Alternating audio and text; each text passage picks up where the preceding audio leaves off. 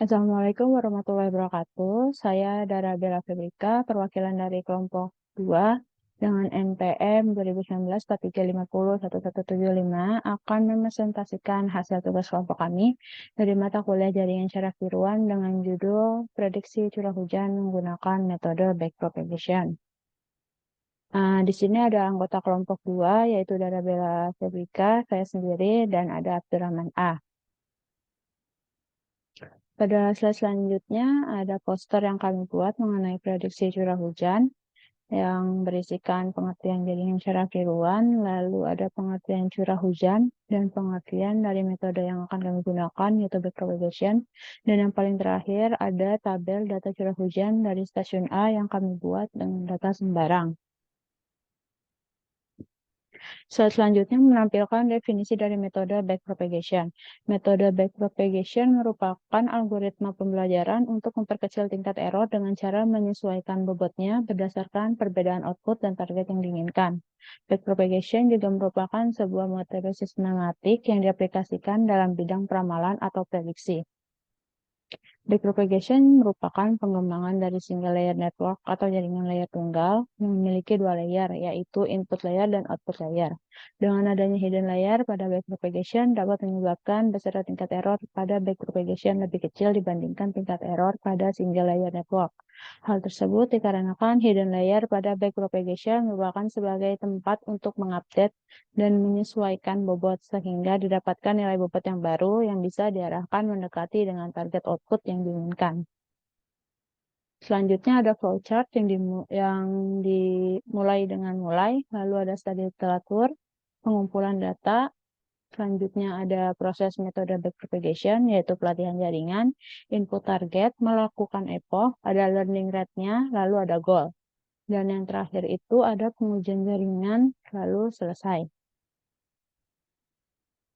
Selanjutnya adalah langkah dalam membuat program jaringan syaraf tiruan, yang dimana pada slide ini dimulai dari pembuatan data. Di sini digunakan data sembarang, curah hujan bulanan pada tahun 2019 sampai 2021.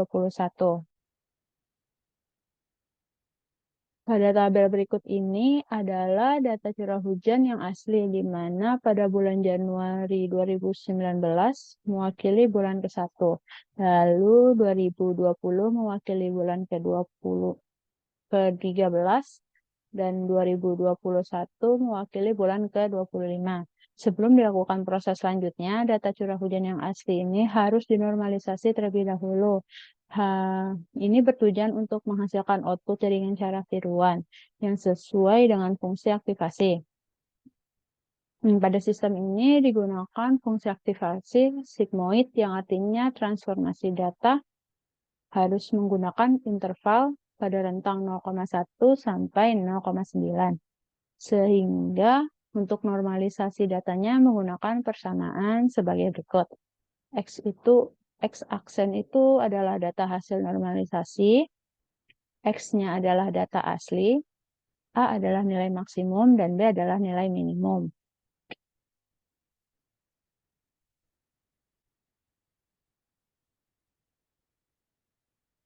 Setelah dilakukan pembuatan data, kita juga harus menyusun data latih dan data uji, di mana pada data latih, data yang digunakan adalah data hasil normalisasi bulanan yang terjadi pada tahun 2019 sampai 2020, yang artinya dari bulan ke-1 sampai bulan ke-24.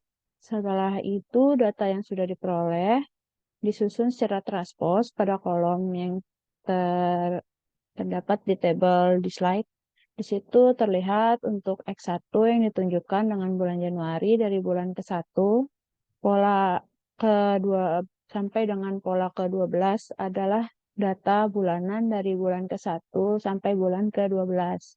Untuk kolom selanjutnya yang ditunjukkan bulan Februari itu pola ke-1 dimulai dengan data di bulan kedua. Kemudian kolom berikutnya dimulai pada bulan ketiga dan seterusnya sampai bulan ke-12. Untuk target sendiri, pola pertama digunakan data bulan yang ke-13 seperti itu, seterusnya berurutan. Untuk penyusunan data uji sendiri, caranya sama seperti data latih. Namun, data yang digunakan adalah data tahun 2021 sampai 2022, yang berarti pada bulan 13 sampai bulan ke-36. Lalu selanjutnya adalah menyusun skrip program pada MATLAB. Berikut adalah skrip untuk pelatihan, dimulai dari proses membaca data latih normalisasi dari Excel dengan perintahnya adalah pembacaan XLS read.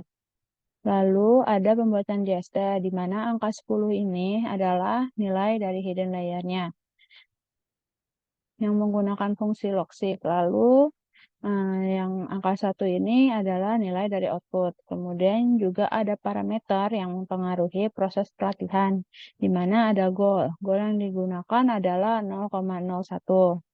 Goal ini merupakan parameter yang menentukan target error menjadi nilai ukur untuk pemberhentian, di mana proses akan berhenti apabila telah memenuhi target error. Selanjutnya ada epoch sebesar 1000, yang menandakan satu siklus algoritma yang belajar dari seluruh set data latih. Kemudian untuk learning rate-nya ada 0,1, merupakan parameter untuk mengontrol perubahan bobot selama pelatihan. Selama pelatihan ini, data latih dijalankan menggunakan perintah sebagai berikut.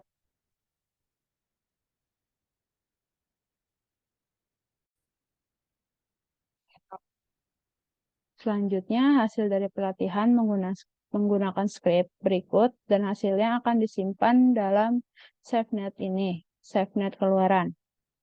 Lalu kita akan membandingkan hasil dari program JST yang dibuat dengan data asli dari Excel. Untuk pembacaan dari data latihnya menggunakan perintah XLSRead.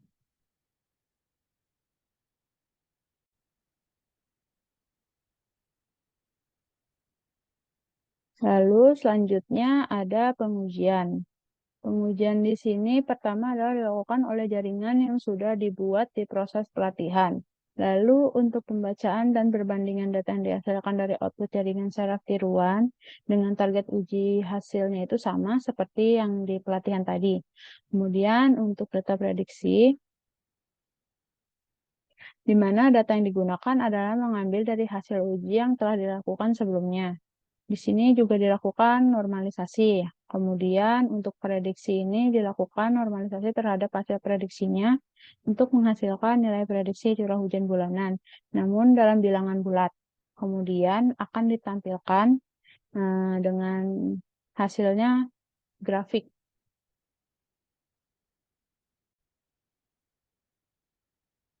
Selanjutnya, setelah skrip pelatihan tadi dijalankan, akan muncul dialog box seperti ini.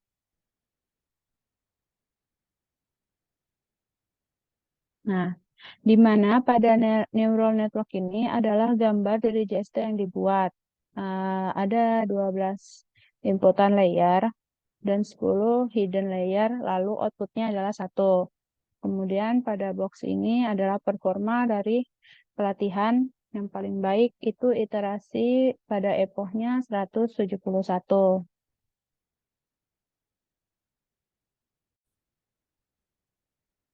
Lalu jika yang script pengujian ini di-run, akan muncul dialog box seperti ini. Ini merupakan grafik yang dihasilkan dari output jaringan saraf tiruan yang telah dimasukkan tadi pada Excel. Di sini ada grafik keluaran JST prediksi tahun 2022 untuk curah hujan.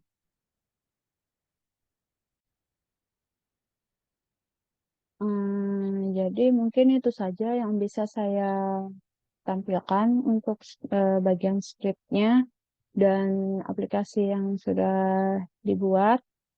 Dari kesimpulannya, penelitian ini dapat didapatkan yaitu semakin banyak jumlah lapisan tersembunyi atau hidden layer pada suatu JST, maka akan semakin bagus hasil prediksi yang dihasilkan.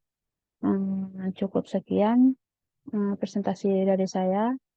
Kurang lebihnya saya mohon maaf. Terima kasih.